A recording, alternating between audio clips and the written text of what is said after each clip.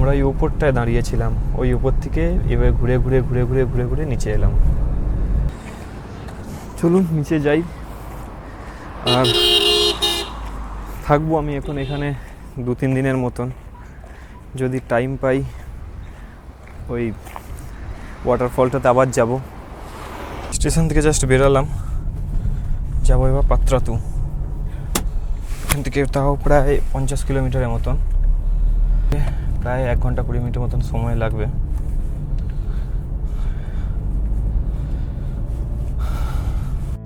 আগের ভিডিওতেই বলেছিলাম আমি কিভাবে হাওড়া থেকে রাঁচি এসেছিলাম, আর আজকের ভিডিওটা শুরু হচ্ছে রাঁচি স্টেশন থেকে।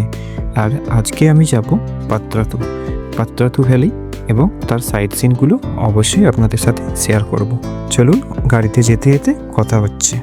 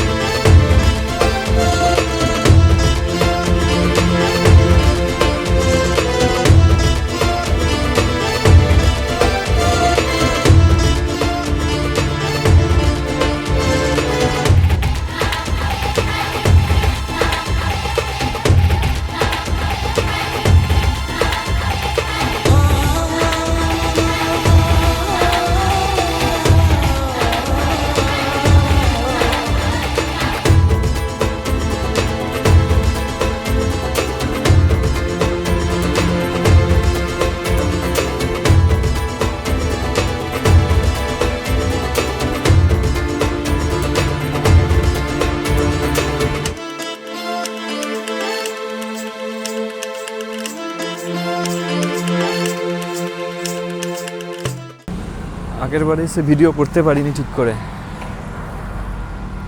I love Patratu. আর এটাই পাত্রাতু পয়েন্ট, পাত্রাতু ভ্যালি আর পাত্রাতু ড্যাম। বিশাল রোদ, প্রচণ্ড রোদ লাগছে, সেই জন্য ঠিক করে চোখে তাকাতেও পাচ্ছি না, এত পরিমাণ রোদ।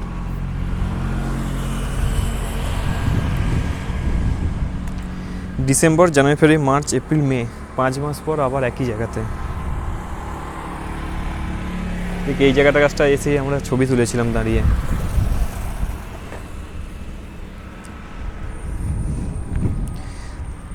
ডিসেম্বরে যখন এসেছিলাম এই জায়গাটা পুরো এত পরিমাণ টুরিস্ট ছিল, বাট আজকে তো একদম ফাঁকা, কেউ নেই। এত রোদ যেখানে কেউ নাই, এত রোদ, তার উপর এরকম গরম, গরম মানে চরম গরম। চলুন নিচে যাই। আর থাকবো আমি এখন এখানে 2-3 দিনের মতন। যদি টাইম পাই ওই ওয়াটারফলটাতে আবার যাব। রাঁচি থেকে এটা বেশি দূর নয়, এখান থেকে রাঁচি থেকে ওই 22 কিলোমিটারের মতন। এটা হচ্ছে Patratu valley, main Patratu city. নিচে যেতে হবে আরও, এই রাস্তাটা আছে এরকম এসের মতন করে ঘুরে ঘুরে নামছে নিচের দিকে পাত্রাতু সিটি। আর দূরের দিকে যে পাওয়ার প্ল্যান্টটা দেখা যাচ্ছে, চেষ্টা করবো আপনাদের দেখাতে যদি বুঝতে পারেন। ওই দূরের ওই পাওয়ার প্ল্যান্টটাতে আমি যাব, ওখানেই কাজ আছে আমার। চলুন নিচে যাই, নিচে যেতে যেতে কথা হচ্ছে। বাইরে এত পরিমাণ গরম, জাস্ট দাঁড়ানো যাচ্ছে না। শীতকালে যখন এসেছিলাম ডিসেম্বর মাসে, এত ঠান্ডায় বাইক চালানো যাচ্ছিল না, আর এখন দাঁড়ানো যাচ্ছে না।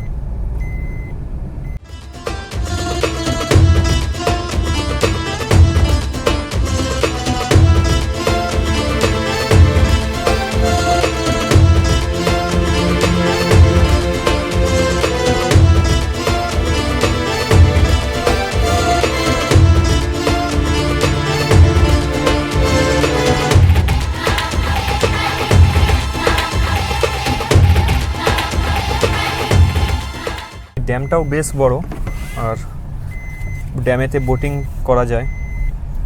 ট্যুরিস্ট স্পটও আছে ভালো, বাট এখন ম্যাক্সিমাম পুরো জায়গাটাই খালি, সেরকম কোনো ট্যুরিস্টও নেই, কিছু নেই। শীতকালেই মেনলি এখানে ট্যুরিস্ট আছে, কারণ গরমকালে প্রচুর পরিমাণে গরম, পাহাড়ের যে গরমটা হয় সেরকম গরম, সেই জন্য সেরকম ট্যুরিস্ট নেই, একদম ফাঁকা ফাঁকা। অল্প কিছু জন যারা হয়তো আমাদের মতো রাস্তাতে ক্রস করছে তারাই যা দাঁড়িয়ে একটু ছবি টবি তুলছে, এছাড়া সেরকম কোনো কেউ নাই।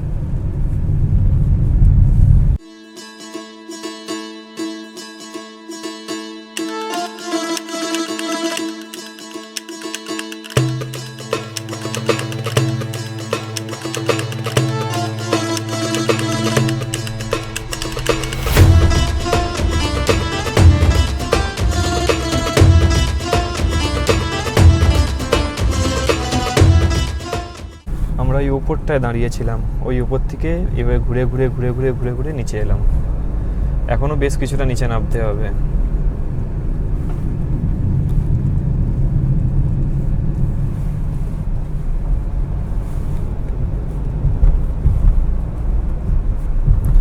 সব থেকে ভালো এই জায়গায় ভিউ আসবে ড্রোন ভিউ, কিন্তু ভাগ্যক্রমে সেদিন আমাদের ড্রোনটাই খারাপ হয়ে যায়, ড্রোন ভিডিও কিছু নিতে পারিনি।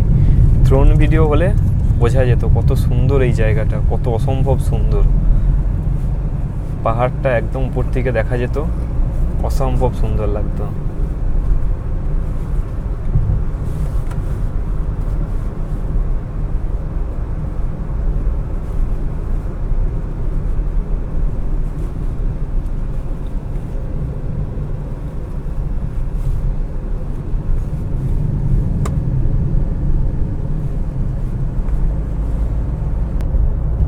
ড্যাম এখন একদম খালি, কোনো ট্যুরিস্ট নেই, কিছু নেই, একদম খালি পুরো চারিদিক। এই টাইমটাতেই এই রাস্তায় ডিসেম্বর মাসে এত পরিমাণ ভিড়, এত পরিমাণ বাস, সব কিছু ছিল। আজকে পুরো খালি।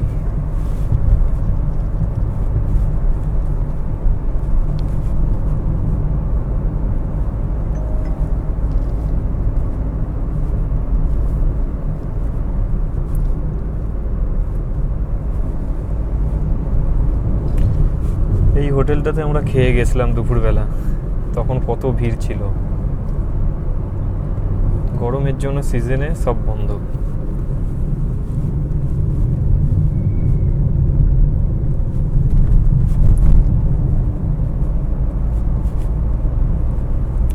দেখি এখানে সামনে একটা হোটেল আছে, এই হোটেলটা যদি রুম পেয়ে যাই ভালো।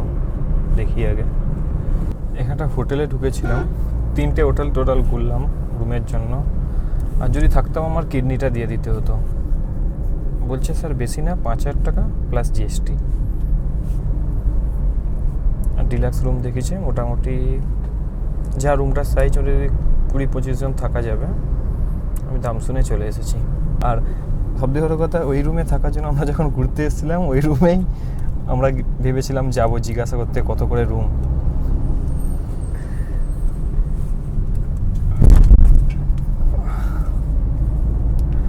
সস্তার হোটেল খুঁজতে হবে। এই যে বাম দিকে যে রাস্তাটা যাচ্ছে, এই রাস্তাটা দিয়ে গেলেই একটা ওয়াটারফল আছে। এই রাস্তাটা দিয়ে আমরা গেছিলাম ওই ওয়াটারফলে। এই পেছন দিকটা দিয়েও যাওয়া যায়, আর আগে সামনে যে রাস্তা যাচ্ছে এই রাস্তা দিয়ে গিয়ে বাঁ দিকে এই যেখানে সিমেন্ট ফ্যাক্টরিটা আছে, সিমেন্ট ফ্যাক্টরির সাইড দিয়ে যেতে হবে।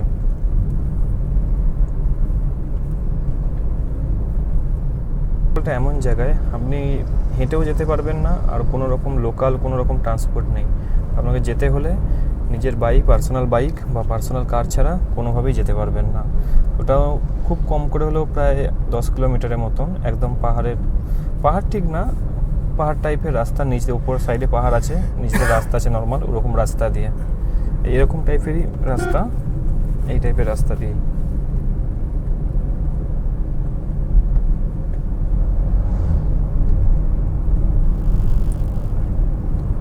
আর ডান দিকে দেখা যাচ্ছে এনটিপিসির চিমনি।